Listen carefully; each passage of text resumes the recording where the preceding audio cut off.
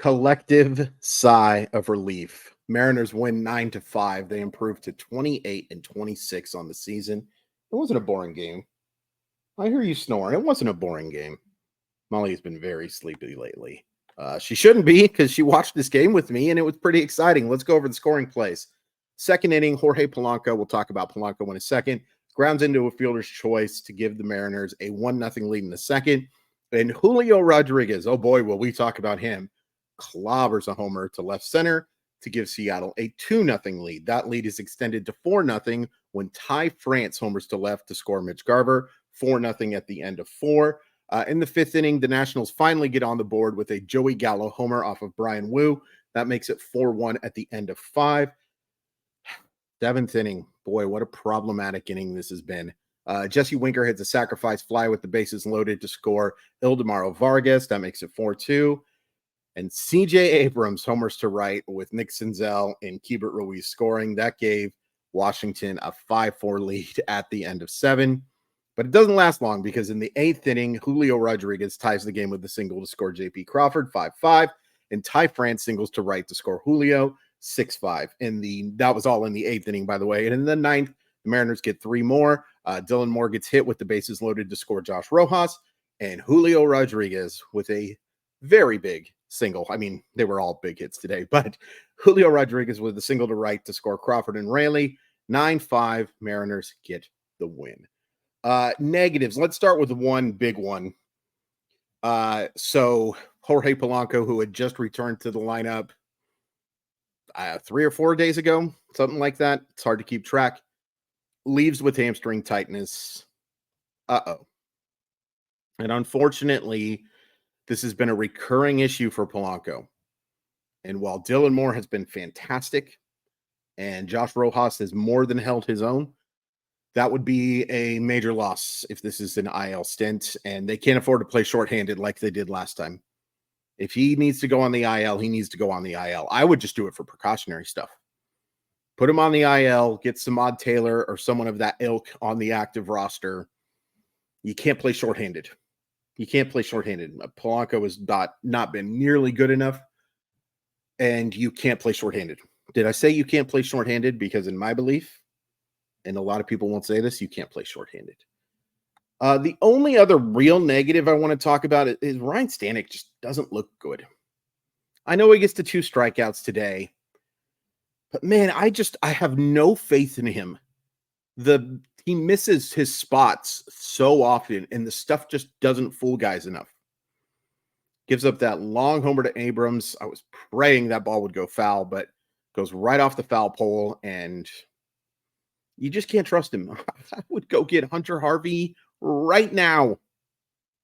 Right now. Because this is untenable. It is untenable, the Mariners situations for the starting pitching to Munoz. The bridge in between is terrible. I won't joke about some of the other bridges that have fallen down because that seems uncouth. But it doesn't feel very sturdy. Does it feel sturdy to you? I really doubt it. You know what always feels sturdy to me? A nice hat from simplyseattle.com, like this one that I'm wearing right here. And Simply Seattle provides the very best in Seattle sports gear. Awesome stuff for the Mariners, the Seahawks, the Kraken, the Storm, the Huskies, the Sounders. You can find it all at Simply Seattle. And once you find all that good stuff, use code MOLLYWOP15 to save 15% off your order. It's a great deal. MOLLYWHOP15. If you need if you can't remember that, this is your first video watching, thank you. Hi, it's nice to meet you. Just go ahead and go in the video description and you'll find a link to the website and also that code to copy and paste. Thank you so much. Simply Seattle. All right, let's talk about the positives in this game. I think there's quite a few. Number one, you avoid what would have been a disastrous sweep. I mean, 3-7 you would have said it's bad, but it would have been so much worse for this road trip than 3-7 really feels, because that 3 of those losses would have come against a team that's not good. Flat out not good. The Washington Nationals have some interesting pieces in the long term, but they're not a good team. They don't give a hoot about winning in 2024. So losing this series was bad, but not getting swept at least avoids. I probably would have just shook my head for 15 minutes. And I was getting ready for it because when that ball went over the fence and hits that foul pole, I was thinking, what the hell do I say? What in the heck do I say? Sorry, Pioneer Elementary. Brian Wu. It wasn't dominant. He only gets to one strikeout, but he initiated a lot of weak contact. Have no issue whatsoever with Service going to get him after giving up those 2 base runners. None. None at all. The pitch count doesn't matter. It's not about saving him. It's about the fact that he was less effective. He was less effective after the first 4 innings. Like if you just watched the game, and I think most of you do, if you just watched him play or pitch, play works, you would have come away with the fact that Brian Wu didn't look all that great after the 4th inning. I had no issue pulling him. A lot of you, I'm just going to get this out of the way, seem to think I'm a Scott Service apologist, which is why I can tell that you guys, a lot of you haven't watched all my videos, because I have criticized Scott Service, and I was getting ready to rail him after the Logan Gilbert stuff. But when he gave his examples, I didn't have as big of issue with it. I have more of an issue with the bullpen he's put behind him, and that's not Scott Service's fault. Do I think Scott Service is one of the best managers in baseball? To be honest with you, no. Do I think he's the reason why the Mariners are 28 and 26? Absolutely not. I think people just like to have a scapegoat. They've picked a player to be a scapegoat, which we'll talk about in a second, and they've picked their manager to be the scapegoat because it's harder to do with the general manager and the front office. It just is. It's harder to do. Anyway, even though the results only end up being 6 innings of 3-run baseball with only 1 strikeout, not dominant whatsoever, but I think there were more than enough flashes, especially over the first 4 innings, that said Brian Wu is going to be a real big helper for 2024. Overall, a pretty solid start.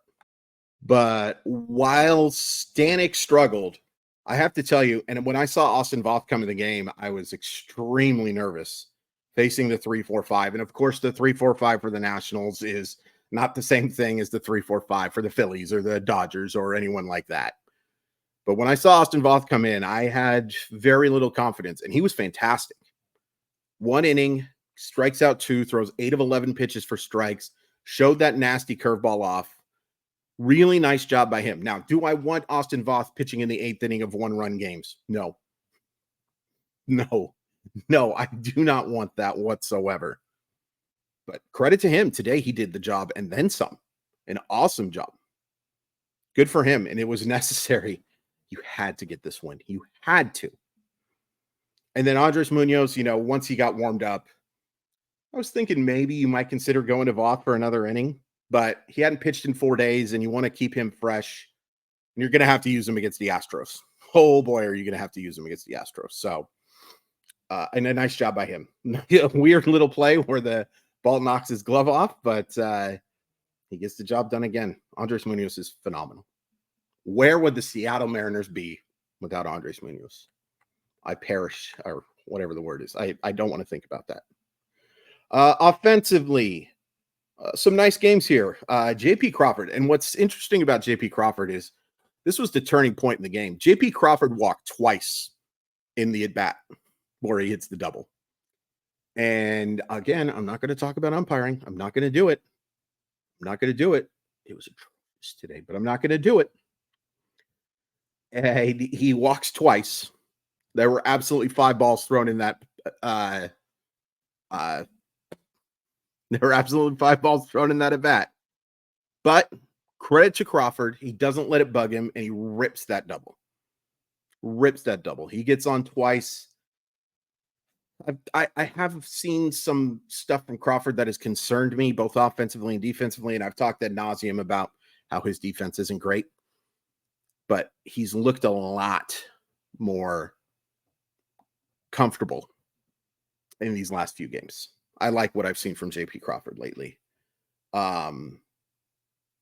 Luke Raley with a wonderful bunt hit, and I would love to see the Mariners explore that more. I don't want to give away outs with sacrifice bunts. I'm sorry. I know that your grandpa is just furious hearing this right now, that you're supposed to bunt to get runners over, blah, blah, blah. This team can't give up outs. Are you kidding me? Are you kidding me? But bunting for a hit is a weapon. And when you have the type of speed Rayleigh does, yeah, drop it down. Use those wheels. So he actually gets called out. But I love that Rayleigh was so confident that he was safe that he stood on the base, started putting on his gloves, and he was like, I know this was a terrible call. And it was. It was. It was one that the umpire should have gotten right in the first place. But I'm not talking about umpires anymore. The big two games, of course, are from France and from that guy. It's been awesome to see Ty France driving the baseball over the last week or so. Still frustrates me. Still think that's a position you have to look at upgrading. No question about it. But not only has he looked better offensively over the last week, he's looked quicker. Now, he doesn't look faster, but he looks quicker. And the defense, in turn, has been much better. He's made some fantastic defensive plays as of late. That's been awesome to see, because Ty France kind of got a reputation when he moved over to first base that he was an elite glove. He's not anymore. He's not. He has just lost so much athleticism that he can't be an elite glove, even at a position like first base. Does a nice job picking the ball, but his range has been so much better over the last week. Wonder if there was something health-wise that was affecting him. He certainly wouldn't tell you, because that guy's tough as nails. So unless he had a significant injury, you wouldn't hear about it. But I thought Ty France had an unbelievably good game today, and had a good game yesterday too, and comes up with a massive hit. No, didn't hit the ball hard, but he used the full field. Using the full field, when Ty France is going left to right, he can be a very effective hitter. He just hasn't done it enough in 2023. Didn't do it enough in 2022. Didn't do it enough at the end of 2021. Yeah, 2021 is a bad example. Didn't do it enough. You know what I'm saying. I wish I edited these. Unbelievable game from Julio. So awesome to see. So awesome to see. And you know what? I keep meaning to bring this up, because here's what I'll tell you. I do not write any of this. I don't have a notepad. The only thing I have, I'll tell you exactly what I have right now. I have StreamYard open in the left window. I have the ESPN box score open in the right window. That's all I have. I do not have anything else. That's it. That's the whole kit and caboodle. I don't write any of this stuff. But I start to think about what I'm going to talk about as I move my way over into my office, which is just a desk with some expired peanut butter that I got to throw out. That's all I have. I was using the peanut butter to put my pills for my doggy. Yeah. But I go over kind of talking points in my head, like, oh, need to make sure I bring up this, make sure I bring up that. But most of it's just off the top of the dome, which is why some of these videos are great, and some of them, if I'm being honest with you, are less than spectacular. Thank you so much for subscribing. But I kept meaning to bring up, one of the things that I want to see from Julio Rodriguez is to be more aggressive. He is so much better of a hitter early in counts. And I know that that's not what the Mariners want. The Seattle Mariners want Julio Rodriguez. It's very clear. No one's told me this, but it's very clear. They want him to be Juan Soto with speed and defense. And I get it, because Juan Soto with speed and defense is probably the best player in baseball. But that's not Julio's game. I'm going to pull up some stats for you real quick. I should have had them up already, but like I said, I only have 2 windows. I probably will get better at this someday. Okay. These are Julio Rodriguez's stats on counts, balls, and strikes from the good people of baseballreference.com.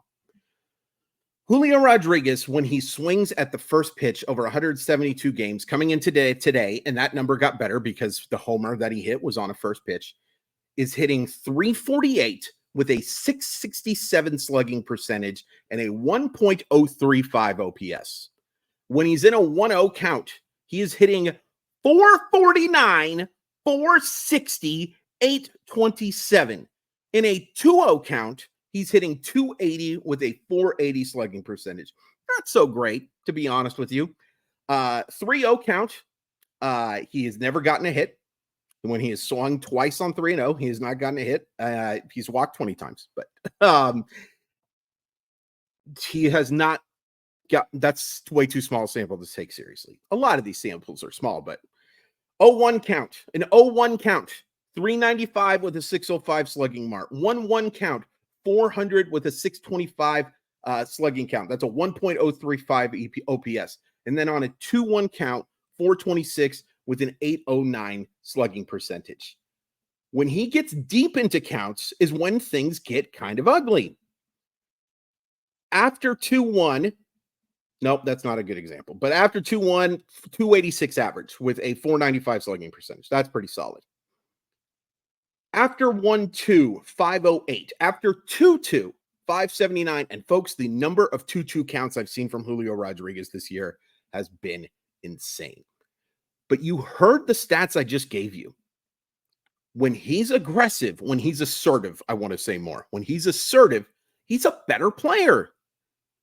Sooner or later, he's going to have there's going to be such fear from pitchers that they're just going to pitch around the guy. That is absolutely going to happen. It may not be in 2024, may not even be in 2025.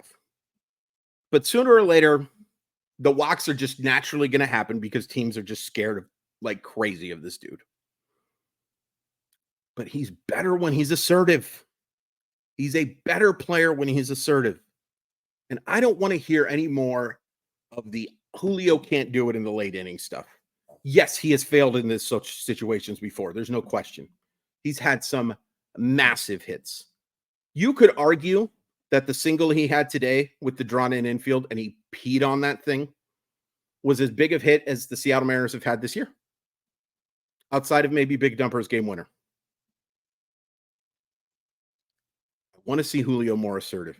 And what I have seen from him over the last 2 games, and really what I saw from him in the Baltimore series. What I saw from him in the Baltimore series was a guy who hit 5 for 13. It's a 385 average. The ball didn't go over the fence. Okay. I believe in that guy's power so much that I am just really struggling to be too concerned about it. Yes, we need to see the results better. But one of the ways I think that the results can be better for Julio Rodriguez is if he starts being more assertive in the early portion of the count. You saw what happened today. Like even the big hit, and it was a massive hit to drive in those 2 runs and a beautiful job of hitting to drive that ball into the right field gap. He swung it 2 early pitches. He fouled one off and he swung and missed one. But he was assertive. He was assertive. He wasn't looking to draw a walk. He wasn't looking to work the counts. He was an assertive baseball player. And when Julio Rodriguez is assertive at the plate, he's really freaking good. He's a really good baseball player, even when he's not, because his defense is so gosh dang good. But, and I was just having a conversation about this with somebody. Julio Rodriguez is probably going to be a 4 to 5 win player this year. And it will feel like a little bit of a disappointment because we want him to jump into that 7-8 grip, right? I don't know what Gramp is. We want him in that 7 to 8 range, maybe even higher. The MVP level. That's going a lot. And unfortunately, I'm not sure if the Seattle Mariners are good enough to win a World Series unless Julio's in that range. And the blame there doesn't go to Julio. The blame there goes to the general manager and the front office, in my humble estimation. You're free to disagree. Good win. Good win. Scary win. What an unbelievably crappy loss this would have been. But they get it. And now you get to go home for 4 with the Nationals. No, you don't. You get to go home for 4 with the Astros. Please hit like. Please subscribe. A reminder, we're doing a live chat at 6 p.m. tonight. We're going to talk about everything. Everything and anything. Would really appreciate it if you came out. It is only for Mile Y enthusiasts. It's $4.99 a month. No pressure to join, but I sure would appreciate it if you do. Whew. That was fun, but that was scary. But that was fun.